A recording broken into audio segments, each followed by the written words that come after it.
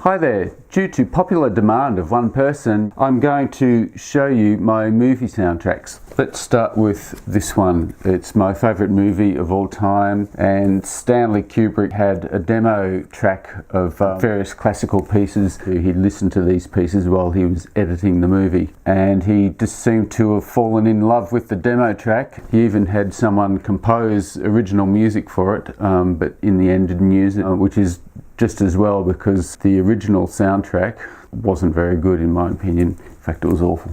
This is just another 2001 related thing. It doesn't really have much to do with the movie apart from the name and a kind of a fetus on the front cover. It's classical music with weird electronic effects, kind of quirky.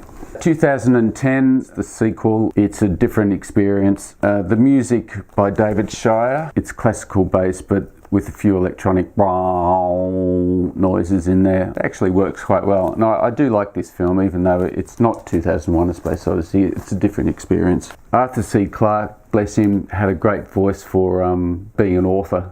He kind of droned a bit, sort of like me actually. And that's him reading some chapters of 2001: A Space Odyssey. 2001: A Space Odyssey Volume 2, this was another cash-in by MGM Records, and it's got a little bit of music from the film and other music that they thought would suit it.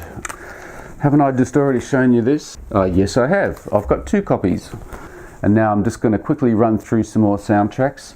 The Humanoid, which is a cheap Italian film that came in the wake of Star Wars. Music composed by Ennio Morricone, who you will of course know from some fantastic westerns and other films. How they got him on board, I don't know. Enemy Mine, love the movie, but the soundtrack, Moonraker.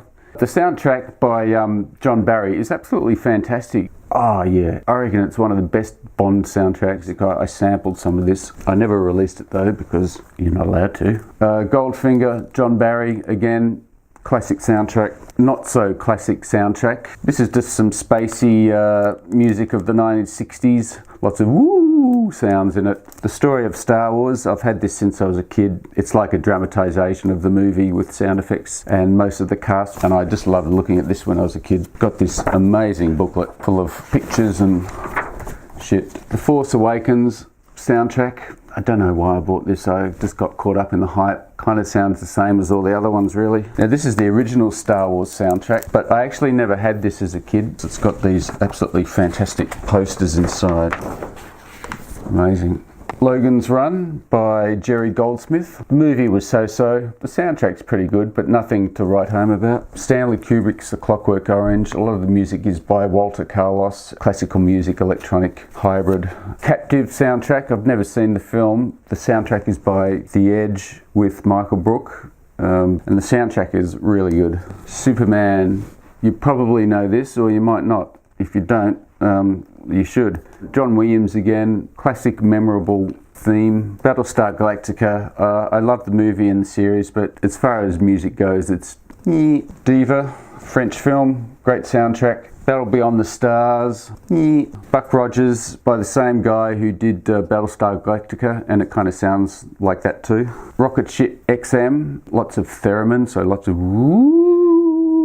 Message from Space, which is a Japanese rip-off of Star Wars. The music's nothing to write home about, but the film's fun. Alien, here we go. Jerry Goldsmith, very different from his other orchestral work. It's like art house music. The music and the film work really well together. Forbidden Planet, more theremin type woo music. This is much more electronic than some of the other films that were around at the time. It's a great soundtrack. Blade Runner, Vangelis, what can I say? Fantastic soundtrack. The music of Cosmos, speaking of Vangelis, the theme from the original Cosmos was written by Vangelis, taken from one of his earlier albums, Heaven and Hell. It worked really well within this series. The Black Hole by John Barry.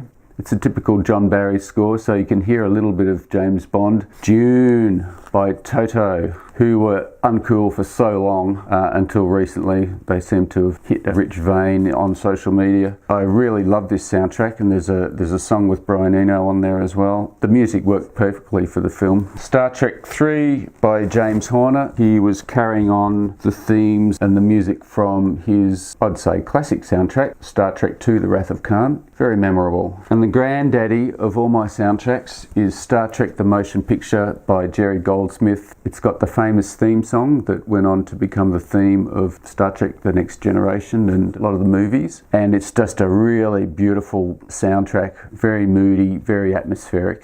Say what you want about the film, the soundtrack is an absolute winner. And that is about it. See ya.